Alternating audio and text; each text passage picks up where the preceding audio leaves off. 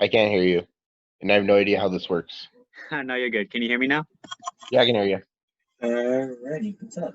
Is it recording me? Yeah, I didn't know if you mind. This is pretty much how we start, how we actually do record. This is actually how we work on our podcast because obviously we Okay. can't meet in person. Okay, sounds good. Cool. So I guess you can introduce yourself since you're someone that's new to this program, well, to the podcast. Okay. Hello, I'm Nicholas. I'm enjoy books and not very interesting. There you go. Aren't we all? For sure. Cool. So the topic today is we're actually going to talk a little bit about post COVID-19. I was actually looking a little into like Italy because Italy was a country that was impacted by COVID a couple months before we ended up in this situation. So are you, hmm what are you, so I guess the first thing we can say is like what's your opinion on COVID like moving forward? What do you see as what do you see the US in moving forward? Uh, Probably full infection would be my guess. There's no way we can currently stop it. It's a viral infection. We have no real concrete way we can just destroy a viral infection. It's always kind of containment until we get a vaccine. And unfortunately, a vaccine isn't going to help the people that are already infected or that have been infected. So, and it all depends on how quickly the virus overtakes us before we can get that vaccine finished. And the more people it infects, the more chance it has to mutate. So then it'll be even harder to stop at that point, just because we're not getting rid of it at this point, though. Eventually, I'd say people will just start moving on in probably a couple years or so. It depends on how many people just end up stop caring. It's like that's really it, I would say. Like You it, sorry to cut you off. You make a good point too that people would stop caring. If you look at it right now, everyone's going out. I'm actually been someone that's been out a lot more too. People are not wearing masks. I'm still wearing masks though. A lot of people. I'm pretty sure you've seen a lot of people too. They're not wearing masks anymore. They're pretty yeah, I much. work in a state resident department, so people come in. They might have masks on because it's required to have one in the store, but they'll walk up to the meat counter and just pull it straight down and start talking because they say you can't hear people in masks. But I'm not gonna complain about people doing dumb things, but whatever. Will be people. I agree with you on that too. Like I know with me, like when I wear a mask, instead of pulling it down, I just pull it forward so we can.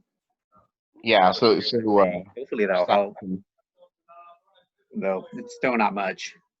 hmm And it's interesting that you mentioned too that probably at this we'll all be affected with COVID, and it just kind of made me think that there was a point in time where individuals were developing antibodies. So pretty much that would attack the virus, if I'm not mistaken. I'm not too familiar with the science behind it. Not too Are sure. you're talking about the antibodies that are taken from the plasma of people that have already survived COVID-19 and are being put into other people to allow the antibodies to help the person fight off the infection? That's it. Okay.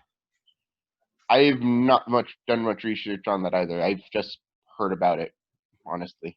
So, Because it has been confirmed or has it not been confirmed that if you get coronavirus once, you can get it again? uh, you can do the same. It's the same thing with every virus. It's if it mutates in any way, you can get it again because the antibodies aren't going to be the same that you use against the old virus because it's mutated and it has a new structure in some way. Kind of it's difficult to assess due to the fact that I don't have all the information, so I can't really give it all. I get you. So kind of moving away from the health part, how would you say it would affect the economy wise? Because that's a big thing that many people are filing for unemployment because it's of course it is safer that you're getting paid to stay home and not Uh, spreading the that virus at was the same time. Yeah, that's the other big problem. It's how much money is the government and companies willing to pay to allow for the safety of human life. And I watched a video from a guy named Thunderfoot. If you've ever heard of him, I don't. He does.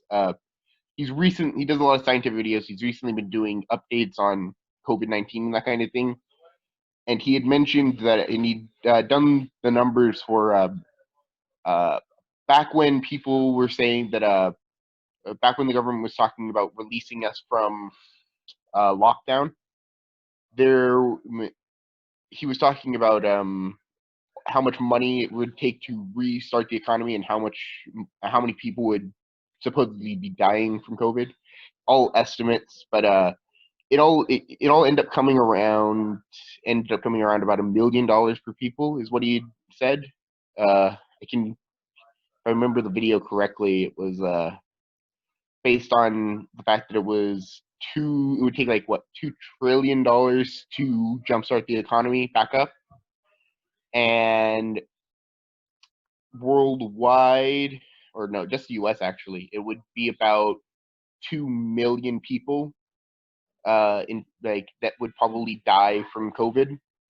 So probably, so yeah, the estimates if you do the math would be about $1 million per person. I think is what he ended up coming. It's probably gotten. I don't know if it's gotten higher or lower, or if it's changed at all. But the economy, it is needed, but it's how much you're willing to sacrifice public house for it at this second. Big one too. If you're like coming thinking from a government perspective, what will cost you more? Of course, right now giving people $600, I think per week or by. I'm not too sure how the unemployment check went. Although giving that $600, that is, I feel like that's a little too much. Granted, especially mainly California, it's an expensive state. It's an expensive state. Yeah. Though at the same time, do we really need that excessive amount of money? Because we don't have at the time we didn't have entertainment. We didn't need to pay for certain things. A lot of companies and businesses gave discounts because of COVID, such as I'm not too sure. I'm thinking of YouTube, because YouTube at the time they post because a lot of soccer players. That was one of them. We weren't able to do anything for soccer, so they actually FIFA did. They found the video. They had posted up the World Cup videos from back into, I think, the very first World Cup that was recorded. So that was a great thing, though. Yeah.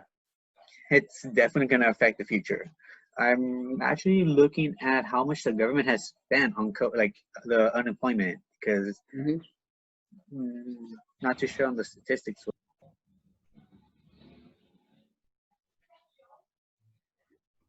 Pardon, let me shut these doors really quickly. Give me 1 second. You're good. Okay, I think I found it. Okay, so the U.S. has thrown more than six. This is in April. So the U.S. has thrown more than $6 trillion at the corona crisis. That never could grow, which we're assuming it has. According to Yeah, it has. Andrew Van Dam, in late February, Trump administration said it's planned to spend $2.5 billion to fight coronavirus. A month and a half later, President Trump signed off spending about 1,000 times, almost 1,000 times as much. Yeah. The government's solution to a lot of things is, well, we have the most power, we have the most money. Let's just throw that at it and see what happens. A lot of the times, it's so. Like And I know that is what is needed due to the fact that you need to fund research and other such developments in order to find solutions. So it isn't like it's completely unwarranted to throw that much money at it. It's all but it all could have been so much simpler if we had reacted quicker, or in a different way at least. A lot of heartbreak and hurt could have been solved, but it's whatever now. It's been our government's already made their decisions and has already come to whatever solution they've already come to. That is It's true. I do agree with you on that. And another thing too that just kind of popped in my head recently was the presidential election, because I know that was a big thing. yeah, President Trump was trying to basically the one thing he did do during his term, or what he's doing during his term, he's been trying to help the economy, and that has been quite useful. But he's not competent enough in other fields to warrant himself to be in power of them. It's like the fact alone that he withdrew the U.S. from the WHO signifies the fact that he's incompetent in the fact that he believes that the U.S. alone is able to deal with the COVID-19 virus, and the fact that he probably believes that since we have the most money and the most power, we have the ability to, what's the word? We have the capability to do things like that, Yeah, to do certain things. yeah, he believes we have the capability of fighting it single-handedly to be able to cure it by ourselves, which isn't can never be the case. We would have taken months alone to even isolate the genome of the COVID-19 had China not already had released the data on itself for COVID, like the genome itself. It would have taken us months to even just find it. But I mean, yeah, so it's required in order to solve this global crisis, you need the entire global economy behind it. And unfortunately, not everybody is behind it completely to get rid of it. So, and we can't even get rid of it now due to the fact that how far spread it is. And it's if you look at most statistics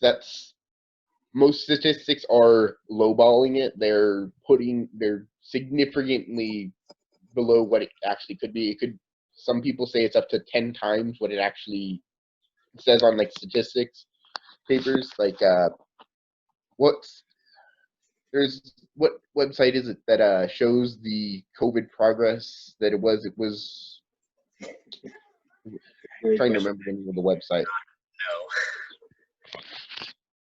No. I'll double check it in a little bit, but and I'll send you a link to the website, Mario. But it's it would have been so much simpler to solve this thing if we went into complete isolation for the 2 weeks. So not the 2 weeks, but probably closer to 3 or 4 weeks. But due to the fact that it was such a botched attempt at trying to control the masses to not be out and about, it's caused tension that between the people and our government, and that tension has grown and it will continue to grow until we come to either an understanding or a conclusion to this crisis. And I don't see either of those coming anywhere soon, personally.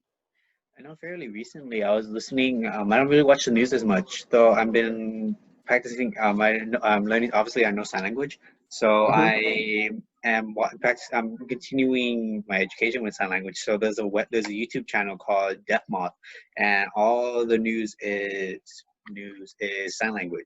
So on top of Hmm. continuing to learn sign language, I'm also picking up on what's going on, and then recently finding out that there's a lot more cases going on because states are opening up, such as Florida, Texas, and what was the other? Yeah. Plus, now you have the whole Disneyland crisis too. That's a big one now. Have you heard about that one? Didn't they just open up too, or They did. were they planning to? They're planning to, or they've just opened up the union. The Disneyland Union has basically been making demands such as they want full testing of each like individual before they enter the park or some. I'm unsure of the details since it's so new. I haven't had the time to do any sort of research on it, but it's something along those lines of they want more testing and more precautions than what Disney is already providing, or if they are providing any. I haven't done any research, as I've been saying, so take my word with a grain of salt. Uh, I'm not an expert in this field, obviously, but most likely, what's probably going to happen is, as soon as it opens up, the people that have been wanting to go are going to take the opportunity to do it anyway, and uh, to hell with the rest of the consequences for them, at least to these people probably, and the people that are intelligent enough to make the decision to, oh, my uh, happiness and relaxation can wait for the health of the world, is they're more intelligent than I think, the people that do that. But the people that do just want to go and have a good time, I'm not blaming them. It's been struggling to keep everyone kind of isolated from each other. The human race isn't a isolated species. We don't all work in isolation. We're very social people. It's so you have to have a very specific type of not anatomy. What's Ooh, I know what you're talking. I know what you're talking about, though. I don't remember the word. I'm thinking of like not so. The word's coming up with sociology, though. It's not. yeah, it's neurological. I'm trying to remember what it would be called. I'm gonna just call it neurological structure at the second, just as a stand-in for the moment. It's that. But It's that one thing that natural that people as human beings we have that natural tendency to connect with someone yeah, physically and emotionally, there it is. just it is. We all want to feel connected, to feel like there's other people out there like us, and so when we're all isolated and you're not talking to people, and your only source of knowledge on the outside world is the TV or the internet, or if you don't have either of those things, which most people do, most, if not all people in the modern world, in major technological countries, I'm not going to call them first world or third world. I don't particularly care about that. They're outdated terms anyway.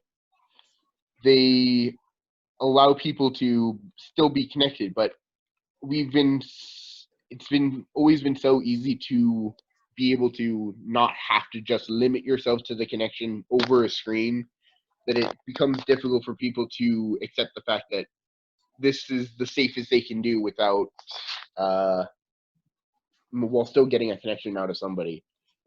And people just kind of it's difficult for people. I agree on that, and that was something that kind of popped in my head too. That of course with individuals, for a better way to say it, the human race is still going to be repopulating. At the same time, the hospitals are still handling COVID cases. So for mothers that are giving birth, what are the conditions that infants are going through? Let alone it's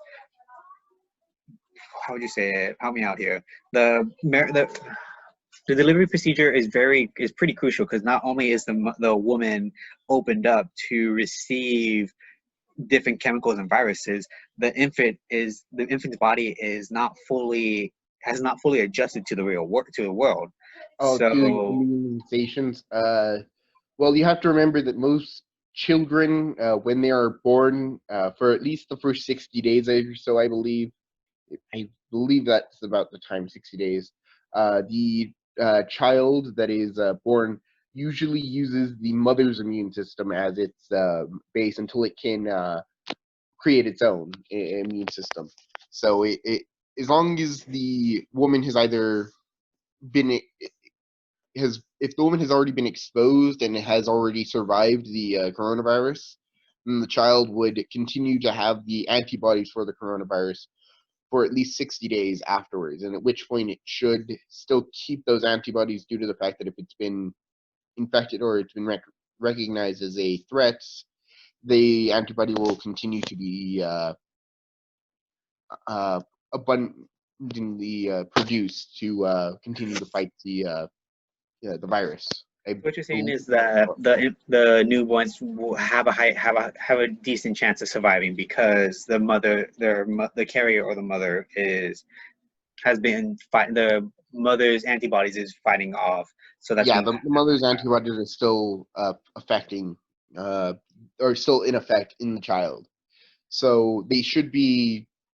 That's only if the woman has already been infected and has survived. So if the woman hasn't been infected or it the woman was infected while pregnant, but she didn't survive, she gave birth while infected, or uh, it would be a very dangerous, if not uh, deadly, infection at that point. Would be my best guess, because the child would have no immunization to it, and it would also be it's also very weak and fragile at that state due to the fact that its lungs. it's still everything's still developing, and that's kind of why I was really curious about that.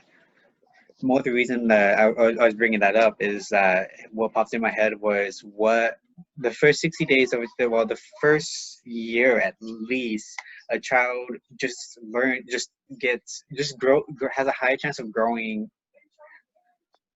growing healthier More physical healthily. touch. Say that again. Did you mean to grow more healthily? Happily, yes, they're able to develop much better, mainly because they're being physically touched. So that something that kind of popped in my head with COVID and everything, social distancing, keeping your distance, all that stuff. How will that affect the child's growth? Because you can only do so much with technology, let alone the parents, and just the lack of an environment per se. Yeah, unfortunately, human contact is a legitimate need for a child. It isn't as all children need physical contact uh, and love and that kind of thing to survive. It's 'cause what was it? There was it was years ago, but and I barely remember this, but it was uh, mentioned, I think, on the news about uh, a woman and father who basically would only ever touch their child to change, feed, and that's about it. Like, otherwise, they wouldn't really like deal or touch with the Child at child. all. Yeah, deal with the child on the child did die of neglect because of it. So it's not something as simple as, oh, we keep the child fed and clean and make sure it's okay. It needs human contact and human interaction in order to survive, to allow for mental development and for other physical developments to occur.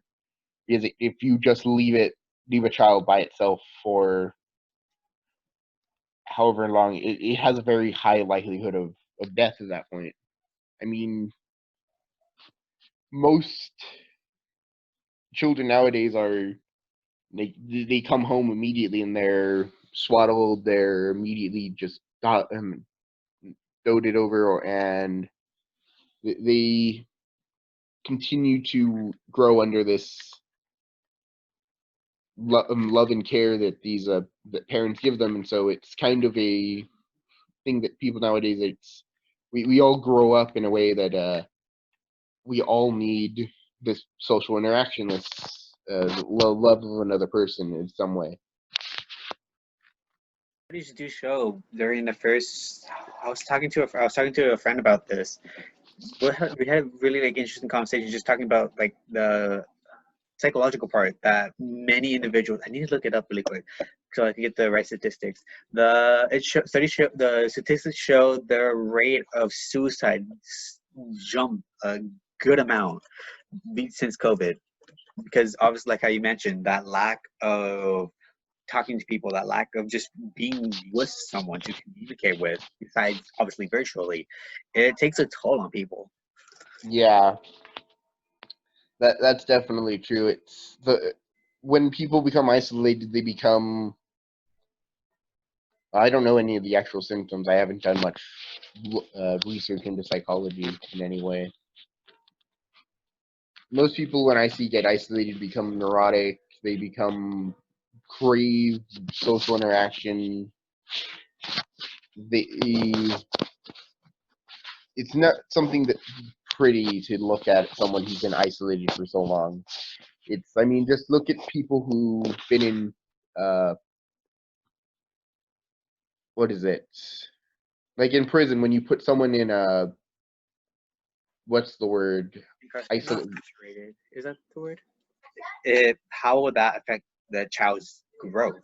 Because you can only do so much with technology, let alone the parents, and just the lack of an environment per se. Yeah, unfortunately, human contact is a legitimate need for a child. It isn't as uh, all children need physical contact uh, and love and that kind of thing to survive. It's 'cause what was it? There was it was years ago, but and I barely remember this, but it was uh, mentioned I think on the news about uh, a woman and father who basically would only ever touch their child to change, feed, and that's about it. Like otherwise, they wouldn't really like deal or touch with the Child at child. all. Yeah, deal with the child on the child did die of neglect because of it. So it's not something as simple as, oh, we keep the child fed and clean and make sure it's okay. It needs human contact and human interaction in order to survive, to allow for mental development and for other physical developments to occur. Because if you just leave a child by itself for however long, it has a very high likelihood of death at that point. I mean, most children nowadays are they come home immediately and they're swaddled, they're immediately just doted over, and they continue to grow under this love and care that these that parents give them, and so it's kind of a thing that people nowadays we all grow up in a way that we all need this social interaction, this love of another person in some way. Studies do show during the first. I was talking to a friend about this. We had a really like interesting conversation just talking about like the psychological part that many individuals. I need to look it up really quick so I can get the right statistics. The statistics show the rate of suicide jump a good amount since COVID, because obviously, like how you mentioned, that lack of talking to people, that lack of just being with someone to communicate with, besides obviously virtually, it takes a toll on people. Yeah, that's definitely true. It's the when people become isolated, they become. I don't know any of the actual symptoms. I haven't done much research into psychology in any way. Most people, when I see get isolated, become neurotic. They become crave social interaction. They, it's not something that's pretty to look at someone who's been isolated for so long. I mean, just look at people who've been in, uh, what is it? Like in prison, when you put someone in a, what's the word? Not Isolate. incarcerated. Is that the word? What's the word for the when you put a prisoner in total isolation from the rest of the prisoners? What is it called? Oh, I think it's not self. I think not self isolation because that's by themselves. I know. It's a form of punishment, though, isn't? Is that what you're trying to go to? Yeah, the form of punishment where it's where if a prisoner has become violent with another prisoner or with the guards, uh, they are put in solitary confinement. That's the word. And you just look at people who've come out of solitary confinement. It's kind of it's never something good. They always come out. They never come out the exact same as they went in. If you've ever noticed, people who go into solitary confinement, it's never a great thing that ends up occurring by the end of it. Most people, by the end of the process, have. I'd have to look at the symptoms actually, but I don't have another computer with me, unfortunately, or another way to look things up right now. So Kind of I'll going send with you some statistics later, I guess. so so kind of going with the kind of going with the suicide and scary facts. Hmm. According to, I want to shout out the source. It's the Gateway Prudent. I brought this. I showed it to my friend a while back. So where I just saw it too. Okay, so who was it? ABC7 was told that they've seen a year's worth of suicide attempts in the last 4 weeks. Well, Wow. yeah. So just within the, I think because this was right when quarantine started. Quarantine started back in, well, officially you can say it started March 16th, Yeah, it around that time. officially started March 16th, but it was already kind of being told to people that if you don't have to come out, don't come out. It wasn't a set isolation, but it was more of a, excuse me, a warning to people basically going, hey, if you don't have to come outside, don't come outside at the second because of the virus. Was what the before March was what it was like. It wasn't ever a set thing until March 16th. So That's crazy. Honestly, like just kind of thinking about it, March 16th, and we're at the end of June. We're about to hit July. 6 months. yeah, 6 months into the year, and whew, We haven't had a single day. yeah, Peace. we haven't had a day where we don't look on the news or on the internet and see, oh, this is happening now. This is happening now. This is happening. It's been a constant flow from one thing to the next, from the start of the year, which started with World War III threats, and Actually, it was around because correct me if I'm wrong. It was January was around the time Kobe Bryant passed away, wasn't it? yeah, January was the time about when Kobe Bryant passed away in his helicopter crash with his daughter, I believe. Hmm. That's a big Yeah, one. And there was World War III. Was going to come after 4 years of predictions. yeah, World War III. Yeah, I still love Einstein's quote of, "I don't know what they'll use to fight in World War III, but I do know that in World War IV they're going to be using sticks and stones." If you've ever heard that quote. It's a great quote. I love it. It's like just it just kind of makes me think like war. It's what's the point of war? You can even I really think of it as the like with the the riots. There's different ways you can get your saying across. Yeah, Granted, there's a lot of things that we war has nearly become legitimately outdated. There's so many other ways to, 'cause we since we're all connected and have communication from legitimately anywhere in the world with anyone else, or nearly anywhere at least, then why is it so difficult to have to go something like? As the whole point of war was always to what's it? I'm trying to remember the word for solidifying resources. What's the word? Uh, what I need to use for that? I guess I'll just.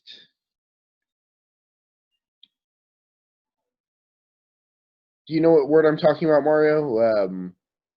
Like when you go somewhere to make sure that all the resources are coming to you. What is that called? Or locking down the resources so that they can, oh yeah. if you can understand, like a war was always meant to basically go, okay, we need this, so and they do have that, so let's go and fight them for that because we need it. Just True. it was always about a fight for survival. It was never really just like Because nowadays. War isn't a fight for survival anymore. War is a it's something that the governments use to gain power. It's all it ever exert used. dominance. You're right about that. Because at the That's time, the you make a great point that at the time war was fit for survival. Like, hey, I have this stuff. Join my side. If not, I'll take over you. Genghis Khan, I believe it was Genghis Khan. That was his strategy. He's like, if you what's Refuse my proposal, I'll slaughter you and your entire village. yeah, like Basically. if you go against us, we'll kill every one of you. If you surrender, that's the way. If you surrender peacefully, we'll let you live. Yeah, that was Great, basically what it great was. strategy, in my opinion. Yeah, At Sun the Tzu and Genghis Khan, both amazing tacticians. Genghis Khan just happened to be, I guess, more renowned or revered, I guess would be the better word of choice. And revered in the sense that he's recognized as a military genius who conquered most of Asia and started moving in towards Europe before his, I believe, untimely death. He was a very powerful man with a lot of very powerful connections. Connections is key. Yeah, but back to war that we were talking about because we got sidetracked from. Well, probably should go back to all the way to COVID-19 at that point. We've gotten really sidetracked. That's usually how this works. And before we digress, we revert from our digress, you could say. There was this I found the quote that I was looking for. My friend another friend sent it to me. The quote goes, Older men declare war, but it's the youth that must fight. Herbert Hoover. Yep. We live in a time where we're letting the people that make the decisions, the people that make all the decisions, are the people that are the oldest in the society. The people that are supposed to be the most intelligent, the most wise. The problem is that, dude, a lot of people, especially nowadays, are well stuck in the past. Would be the easiest way to state it. It's they don't want to. They fight against change and they don't like it when things change then. So you'll get people that come around and will say, no, you can't do that. That's not right. Because to them, when they grew up, that wasn't right. That wasn't okay to do it. But now that it is, they have trouble accepting that, hey, it's okay for them to do this or it's okay for this to happen. All those years of being told what we can and can't do, then Yeah, being and corrected then for you what have the reverse side of it, where people get overly sensitive and and they say you can't say that because it's offensive or because of the and oh, it's 2019, you can't say that anymore. It's always a matter of there has to be a middle ground. You can't be stuck in the past. You can't be trying to force absolutely new ideals onto everybody. You have to just kind of let it flow. And do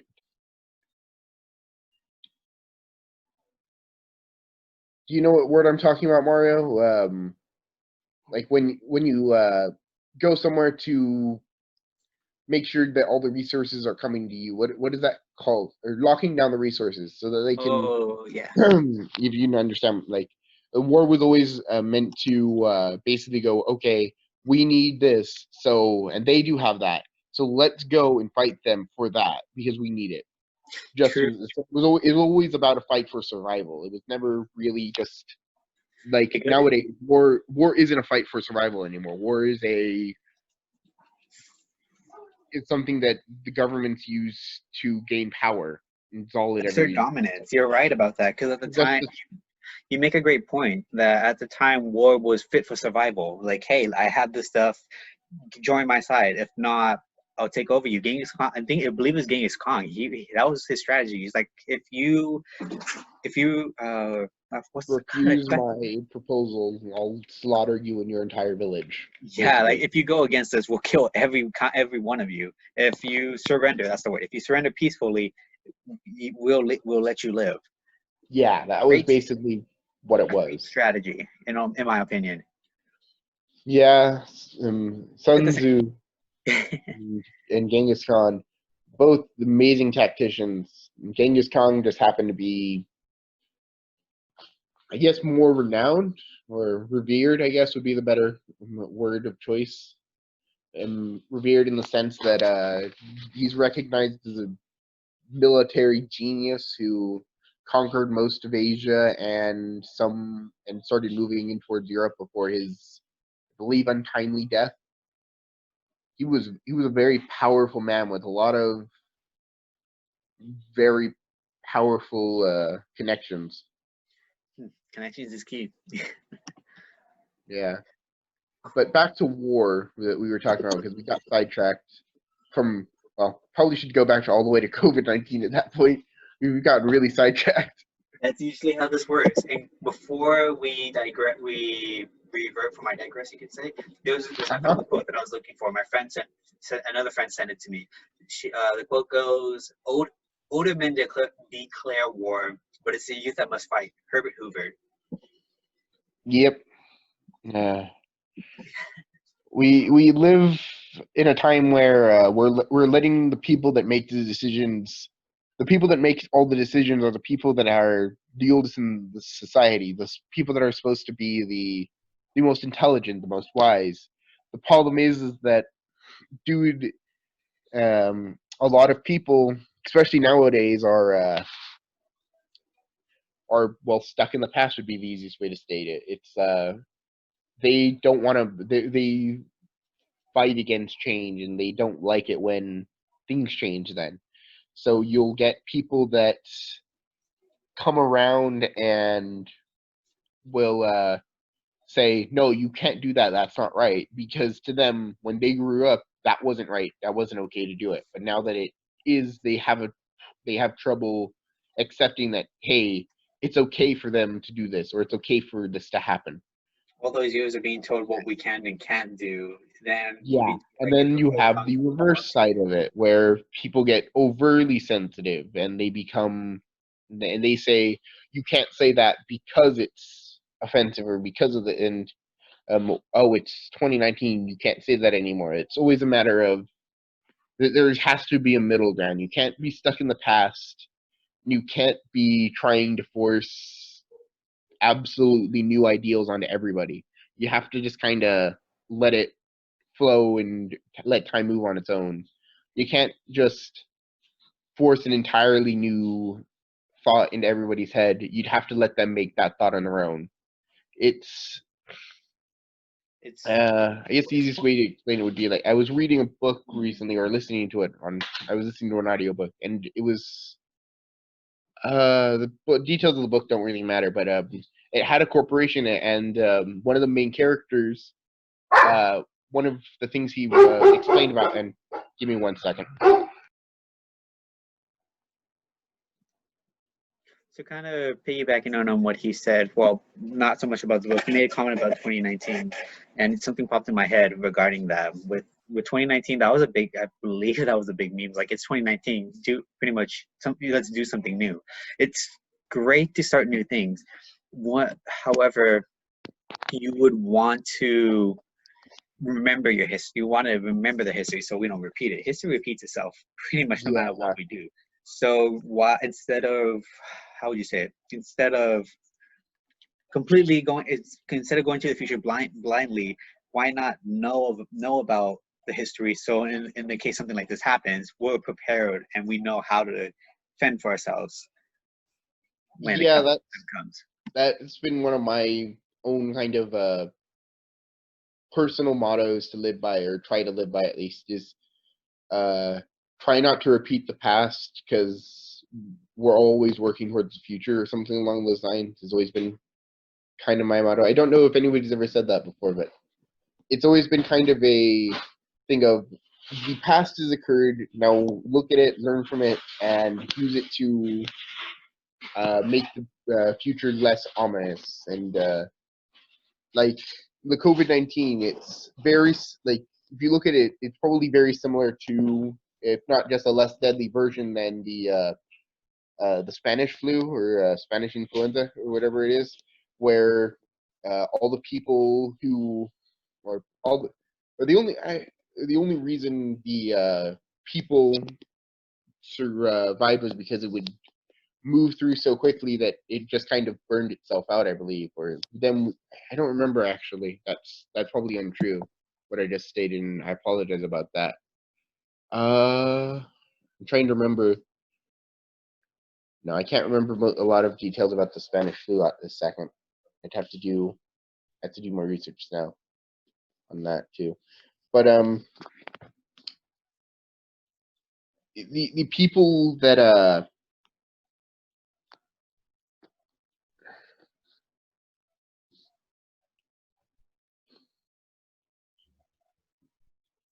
I've run out of things to say at the second. I completely lost track of what I was saying too. I was waiting for you, and then you paused. I'm like, he makes a great point, and then he was silent. I'm like, yep, I agree. No, kind of picking up on the Spanish flu. That was actually something that we were looking at too. That because obviously, who was it? Trump made a comment about that. No, it wasn't Trump. Maybe it was. That kind of looking at it, it's originated from China. That's not the best word to say it, though. That's what I can think of right now. That it was coming from that area, and it came over here. It was the Spanish flu. There's a name for the actual flu, though the reason why it's named the Spanish flu because it originated in that area. I'm not too sure. No, actually, no. The Spanish flu did not originate from the Spain.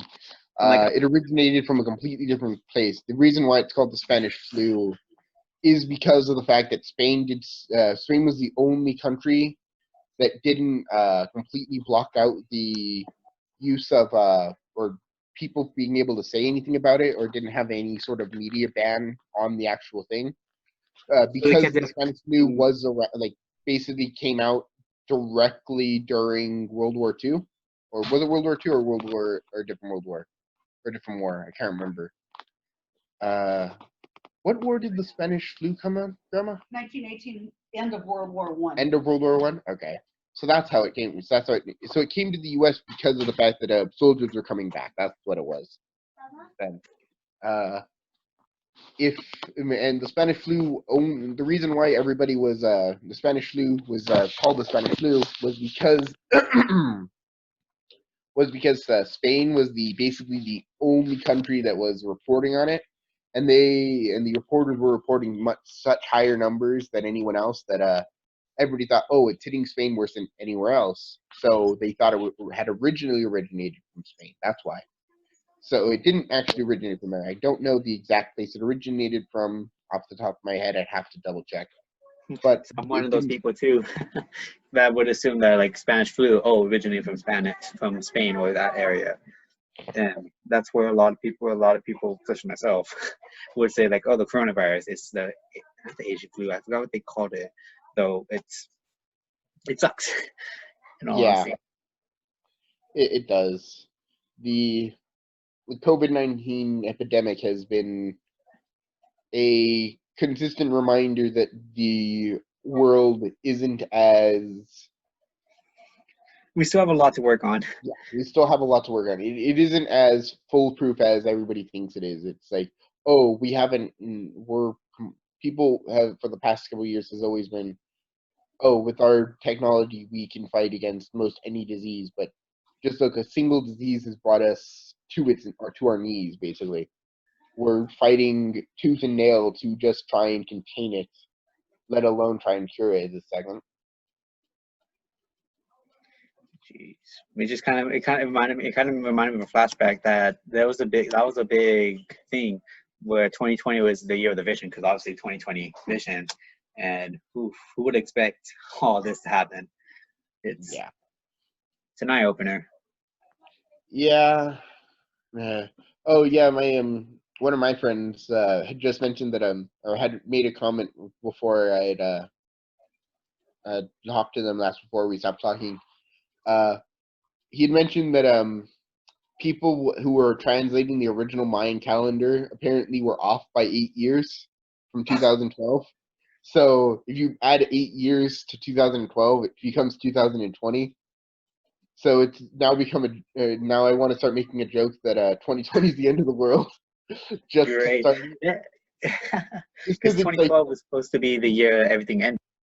Yeah, the year anything ended, but apparently we're 8 years off. It was supposed to be 2020. Whatever. Man, maybe it will all end in December. Maybe we'll all survive it. Maybe we all It was won't. a good run, so it was nice knowing y'all. it wasn't as good of a run as most people think. By most people time, like if you actually time Earth like on a clock that's a 24-hour clock Yeah, from 1 to like what is it like it's one. 16, 17 or something? Oh no, yeah, like most of all like everything from like nothing happens from 0 from midnight all the way till 11:59, and everything that's happened that has living organisms on this world has happened in the last minute. Apparently, it's like been the I think like was a metaphor someone used to like describing how the universe actually like how much time has actually been spent with living things on the earth. It's not been as long as a run as most people think it has been, but then again, time is very relative, as most people probably don't actually understand it, but yes, it is.